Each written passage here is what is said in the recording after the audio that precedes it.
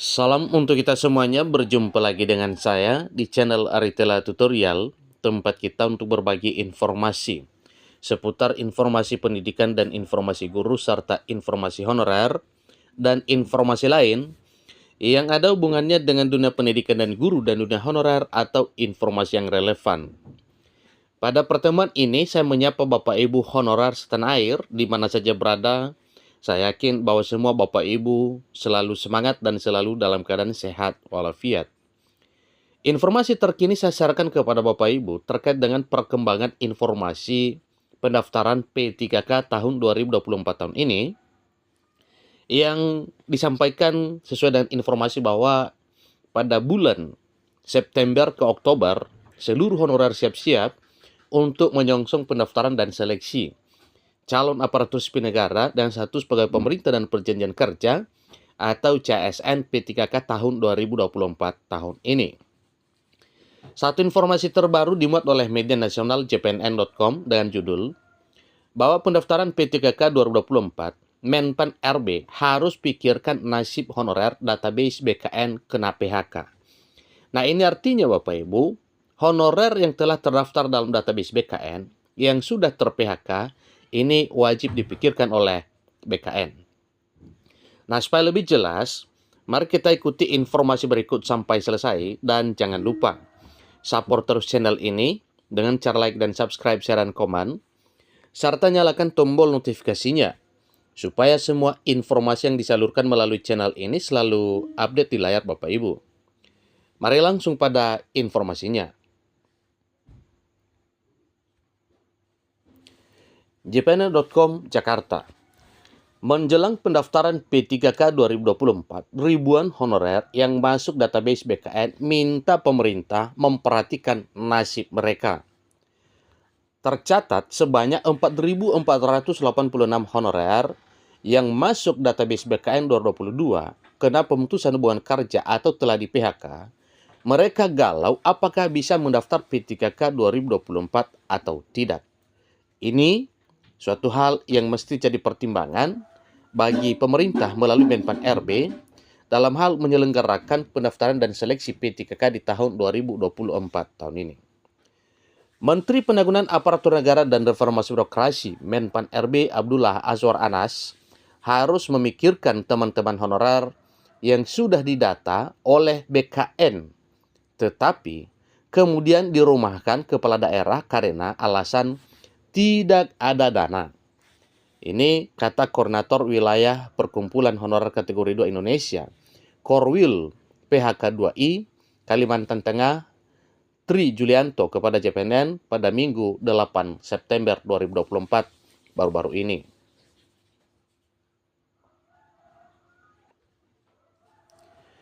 Dia mengungkapkan bahwa saat pendataan BKN pada tahun 2022, 2 tahun yang lalu, ada banyak honorer yang kemudian dinonaktifkan oleh pemerintah daerah karena dampak surat edaran Menteri Pan RB Cahyokumolo.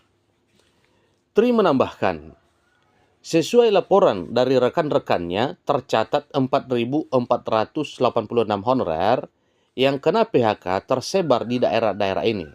Pertama, Kabupaten Manggarai Timur sebanyak 860 orang.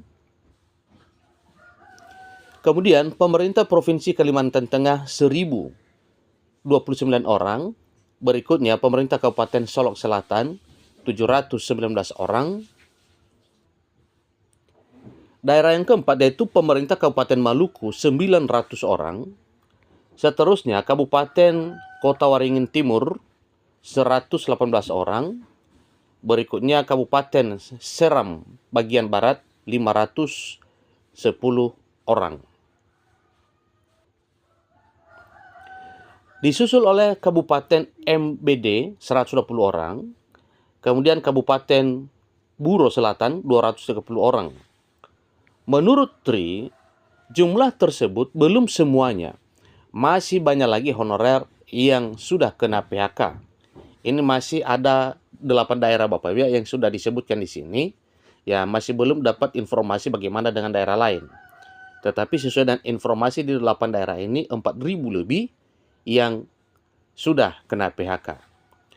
Begitu Menteri Pan-RB Abdullah Azwar Anas memimpin, dikeluarkan surat edaran baru atas desakan Komisi 2 Dewan Perwakilan Rakyat Republik Indonesia yang melarang PHK. Pemda juga diminta mempekerjakan kembali honorer yang sudah terlanjur dirumahkan. Tentu para honorer yang sudah kena PHK itu maka seharusnya berhak untuk bekerja kembali. Tentunya kalau bisa bekerja kembali maka bisa mengikuti pendaftaran dan seleksi P3K di tahun 2024 tahun ini. Semoga saja dengan kondisi ini, pemerintah ada kebijakan kepada para honorer yang telah kena PHK selama ini. Masalahnya kata Tri, ketika dipekerjakan kembali, mereka tidak memenuhi syarat 2 tahun bekerja terus-menerus. Masalahnya di situ itu, mereka ini kan bukan mengundurkan diri. Sehingga pemerintah seharusnya memberikan afirmasi agar bisa ikut pendaftaran P3K 2024. Tegasnya menyampaikan. Tri Julianto berharap kepada pemerintah melalui Kementerian Pendayagunaan Aparatur Negara dan Reformasi Birokrasi, dalam hal ini Kemenpan RB dan Badan Kepegawaian Negara, bisa menyurati daerah-daerah yang menonaktifkan honorernya agar tetap bisa memberikan kesempatan bagi mereka untuk mendaftar P3K di tahun 2024 tahun ini. Beliau menyarankan kasih kesempatan teman-teman yang di PHK itu bisa mendaftar di SSC-ASN serta berkasnya yang diupload diterima. Ini sesuai hasil rapat kerja Komisi 2 Dewan Perwakilan Rakyat Republik Indonesia dengan Menpan RB Abdullah Azwar Anas pada tanggal 28 Agustus 2024, khususnya poin 3 tuturnya. Dalam rapat kerja Komisi 2 bersama DPR RI, jadi ini suatu hal yang perlu disikapi.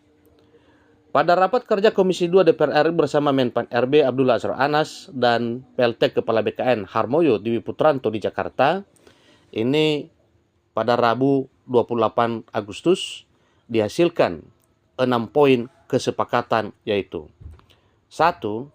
Dalam rangka menjamin kepastian penyelesaian penataan tenaga non-ASN paling lambat pada Desember 2024, Komisi 2 DPR meminta Kemenpan RB memasukkan ketentuan terkait penataan tenaga non-ASN secara lengkap dalam peraturan pemerintah tentang manajemen aparatur sipil negara. Poin yang kedua, terhadap sejumlah 1.783.665 orang tenaga non-ASN yang terdaftar dalam database BKN yang belum diangkat menjadi P3K, Komisi 2 DPR RI meminta Kemenpan RB dan BKN memastikan seluruh tenaga non-ASN diangkat menjadi P3K tahun 2024 dengan ketentuan, pertama, tenaga non-ASN yang mendaftar dan sesuai dengan formasi yang diusulkan langsung diangkat menjadi P3K. Itu poin pertama Bapak Ibu ya. Berikut, tenaga non-ASN yang mendaftar dan tidak terdapat dalam usulan formasi, maka diangkat menjadi P3K paruh waktu. Berikutnya, terhadap tenaga non-ASN yang terdata dalam database BKN, tetapi saat ini sudah berhenti bekerja karena kebijakan pemerintah daerah terkait anggaran dalam 2 tahun terakhir, Komisi 2 DPR RI meminta Kemenpan RB meninjau ulang kembali keputusan Menpan RB dengan nomor 347 tahun 2024 tentang mekanisme seleksi P3K tahun anggaran 2024 agar tenaga non-ASN yang telah terdata dalam database BKN tetap bisa mendaftar seleksi penerimaan P3K tahun 2024 meskipun tidak lagi aktif bekerja. Yang keempat, sebagai upaya memudahkan penyelenggaraan dan pelayanan manajemen ASN serta penguatan pengawasan sistem merit, Komisi 2 DPR RI meminta Kemenpan RB konsisten melaksanakan digitalisasi manajemen ASN secara paling lama 1 tahun terhitung sejak Undang-Undang ASN diundangkan sebagaimana amanat pasal 63 Undang-Undang nomor 20 tahun 2023 tentang aparatur sipil negara. Yang kelima, Komisi 2 mengusulkan untuk melakukan revisi Undang-Undang Nomor 1 Tahun 2022 tentang hubungan keuangan pusat dan daerah, khususnya pasal 146, agar peraturan 30% maksimal belanja pegawai di tahun 2024 dihapuskan agar seluruh tenaga honorer dapat menjadi P3K. Yang paling terakhir, poin ke-6 dari kesepakatan DPR RI bersama Kemenpan RB dan BKN, yaitu menindaklanjuti rapat kerja. Komisi 2 DPR bersama Kemenpan RB dan BKN akan menyelenggarakan rapat konsinyering dalam rangka menyusun roadmap penataan tenaga honorer dan menyempurnakan rancangan peraturan pemerintah tentang manajemen aparatur sipil negara. Itu satu informasi terkini Bapak Ibu yang bisa membuat honorer lega apabila kesemua yang telah disepakati ini oleh DPR RI bersama Menpan RB dan BKN bisa terwujud dan terlaksana sebagaimana harapan. Demikian informasinya. Seluruh honorer pantau terus informasi yang relevan terkait dengan pendaftaran dan seleksi P3K 2024. Demikian informasinya. Sampai ketemu informasi berikutnya. Terima kasih.